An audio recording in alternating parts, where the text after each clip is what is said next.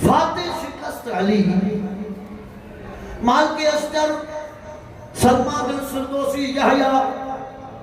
चार मौला जा सहाबी मस्जिद में मौला मौजूद है। पांचे 70 पुटन के सॾु करे चवंदा है हसन है हुसैन है अब्बास है हनफिया है अब्दुल्ला है उबैदुल्ला है मुस्लिम अचो। औलाद के अली घुरायो। जब मां अली चाहियां तो बियो त कूफे में एक घर तैयार कयो। जी बाबा जने औलाद के अली मोला ये जुमला चाहियां माल के अस्तर केरा माल के अस्तर, माल के अस्तर के बारे में अली मोला फरमाइन था ए माल के अस्तर अगर तू मां अली सा गड्डो आई तो के दुनिया ते तक ही न पहुंची आ। मोला वो असाने जीरे में जो हक केड़ो आ जो तवा पांजे 17 पुटन के गड्डो करे एक दीवार तवा ठायो एक पासो असा ठायो साके भी खिदमत जो मौको दियो। अली जो जुमला बुधा दो अली जो जुमला ए माल के अस्तर मां अली नथो चाहियां त अगर घर कूफे में ठही वने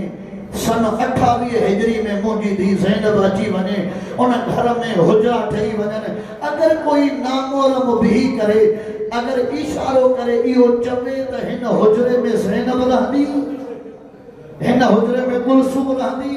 हिन हुजरे में रुकैया रहंदी। ए माल के अस्कर मां अली का कदे भी इहो गैरत गवारा ही न कदी। अब बजा सब थी कर जो मौला एक घर जे ठहण वक्त भी तवाजी एडी सोच बुलंद आ जो मुझे गैरत गवारा न कंदी जो कोई भी करे चवे त ही हुजरो ज़ैनब जो अल्लाह गवाह है।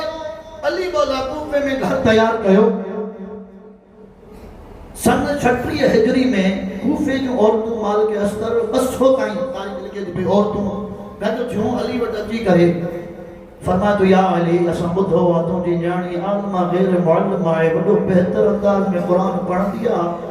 मौला पांजी न्याणी के घोड़ायो त असा कूफे जो सब औरतुन वट कुरान पढ़ंदियो से। अली मौला जो माल के अस्तर दी घरवारी जे मथे ते हाथ रखी करे अली मौला फरमाए तो केड़ी हिजरिया जे तो सन 36 हिजरिया जे तो घबरायो ना सन 38 हिजरी में मां पांजी धी ज़ैनब के मदीने का कूफे घुराई दो। घर मुकम्मल थी तैयार छो। अली मौला पांजे औलाद के सदके ए अब्दुल्ला ए हसन ए उबैदुल्ला ए मुस्लिम ए हनफिया पुटन के सदु करे आखिर में अब्बास के सदु कई। जदे अली मौला मेंबर पे वेठा उनके सदु करे जे तो वणो हां घर तैयार थी वा मदीने में वनी करे मोदी धी ज़ैनब के वठी अचो। व्या हया वाले हिजाब ए पर्दे में मोहम्मदन ते सवाल थी चले तफसीर अली जी धी हिजाब है महमल ने चादर ततहीर दे हिजाबन में कूफे जे बाहर जदे महमल वेठा ना हसन इमाम बाबे जे करीब अची कर जे तो बाबा भेण ज़ैनब अची भैया महमल कूफे जे बाहर अची वियान बुधो जुमला अली मौला पांजे असहाबे के सदके ए बाल के अस्तर ए सलमान फिरदौसी ए यहया वञो तव्हां कूफे जे जितनी भी चौक आहिनि जिता जिता रास्ता कूफे में अंदर शहर में दाखिल थियनि था उन जगह ते वञी करे उहे रास्ता फिलाक कयो कोई भी अंदर कूफे में दाखिल न थिए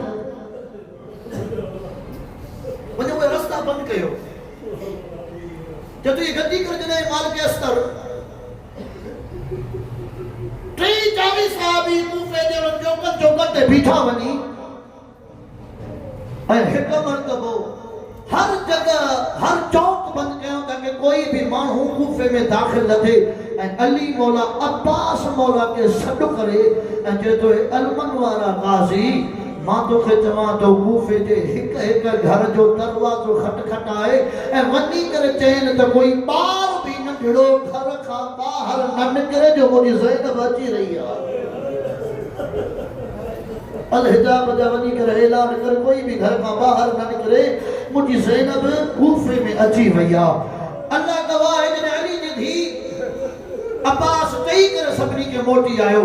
बाबा जे कदमन ते किरी कर जो बाबा बियो हुकुम अली मौला अब्बास जे गले में भाकुर पाए मोह मोह पिलाए अली मौला फरमाए तो अब्बास वन्यो महमल खां घर ताईं ज़ैनब के एहतियात सां वठी अचजाए मत का तकलीफ़ थिएसि मत कोई ज़ैनब जे कद ते नज़र करे ज़रे बराबर भी अगर ज़ैनब के अचण में तकलीफ़ थी न गाज़ी माफ़ न कंदो मां ॿुधंदो अब्बास जा जुमला बाबा जे कदमनि ते सर रखी करे चए थो बाबा जे इहा ॻाल्हि चओ था न पोइ गाज़ी खे इजाज़त ॾियो त मां सिज उभरण न ॾियां सिज जिते आहे उते हुजे सिज अॻिते न वधे जो ज़ैनब अची वई आहे अदब जा हथ ॿधी करे चओ मौला ही कूबे जो चौक चोराए त माण्हू जो अचो बंदि कयो ऐं गाज़ी मौला के चओ था त वञ कूबे जे घरनि वारनि खे चओ त कोई घर खां ॿाहिरि न निकिरे जो ज़ैनब अची रही आहे मौला पोइ जॾहिं तव्हां दुनिया त हलिया वेंदो कूफे जी बाज़ार हूंदी कूफे जी दरबार हूंदी अल्लाह गवाह ये शाम जूं औरतूं सतत ते चढ़ी करे हथनि में पत्थर करे करे चवंदियूं मारे बागी जी मेरा मारे अली जी जी ज़ैनब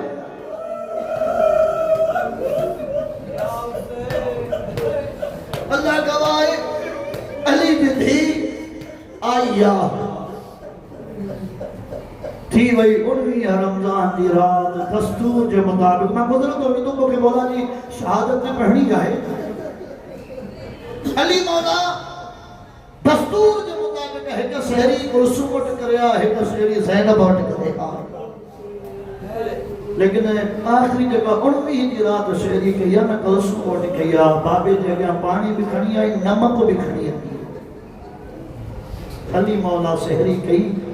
नमक खई अल्लाह गवाह है